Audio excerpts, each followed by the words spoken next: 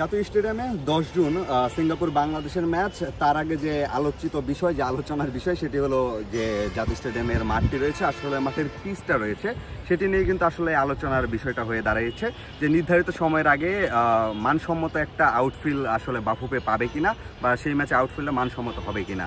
আমি একটু দেখাতে চাচ্ছি মাঠের বর্তমান অবস্থা।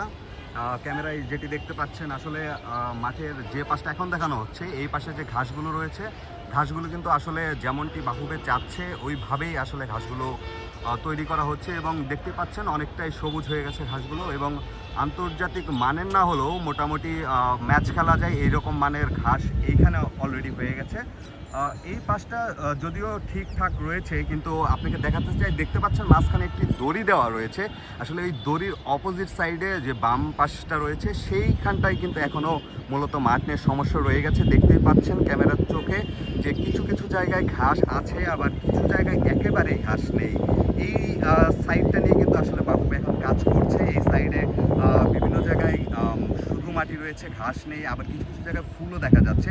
আমি যদি আরেকটু বাম দিকে আপনাদের দেখাই, তো দেখতে পারবেন এই যে একটা সাইড রয়েছে, এখানে কিন্তু বাফুফে নতুন করে ঘাস লাগিয়েছে, এবং 7 দিনের মধ্যে কিন্তু ঘাসের উন্নতিটাও দেখা চোখে পড়ার মতো। এখানে ঘাস উঠছে এবং ঘাসের যে রঙটা সেটাও কিন্তু আস্তে আস্তে সবুজ হচ্ছে।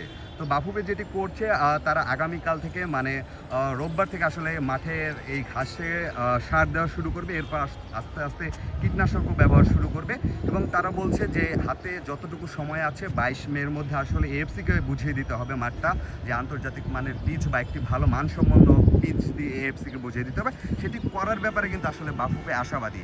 দেখতেই পাচ্ছেন যে দিন দিন বাফুফের যে শ্রমিকরা রয়েছে, কর্মীরা রয়েছে, যারা মাঠ নিয়ে কাজ করে, তারা কিন্তু প্রতিদিনই আসলে কাজ করছে।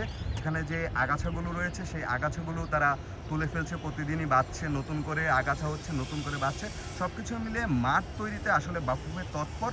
যদিও কর্মী সংখ্যা আর একটু বেশি হতে পারতো, যেটা আমার মনে হয়। এখন বাফুফে কি মনে করছে সেটি আমি জানি না। আরেকটি জিনিস দেখাতে চাই, সেটা হলো দেখতে পাচ্ছেন যে স্টেডিয়ামের গ্যালারিতে 2 সাইড আসলে চেয়ার বসানো নেই। অনেকে জিজ্ঞেস করেছেন এই সাইড আসলে চেয়ার কেন বসানো হয়নি। তাদের জানাতে চাই, বাফুফে আসলে নিরাপত্তার কারণে এখানে চেয়ার বসায়নি। যে উপরের পাশে চেয়ারের জায়গাটা খালি দেখছেন, আসলে সেইখানে নিচে কিন্তু একটি টিন শেডের ঘর দেখা যাচ্ছে। আসলে এখানে চেয়ার বসালে দর্শকরা কিন্তু আসলে ওইখান দিয়ে ইচ্ছা করলে মাঠে নামতে পারে, এরকম একটা আশঙ্কার মধ্যে রয়েছে বাফুফে, যে কারণে আসলে চেয়ার বাফুফে আপাতত বসাচ্ছে না। সব কিছু মিলিয়ে আসলে স্টেডিয়ামের কাজ দুর্দান্তভাবেই এগিয়ে যাচ্ছে। ইএফসি যে ডেডলাইন দিয়েছে 22 মের মধ্যে আসলে বাফুফে স্টেডিয়ামটা তৈরি করার ব্যাপারে মোটামুটি আশাবাদী।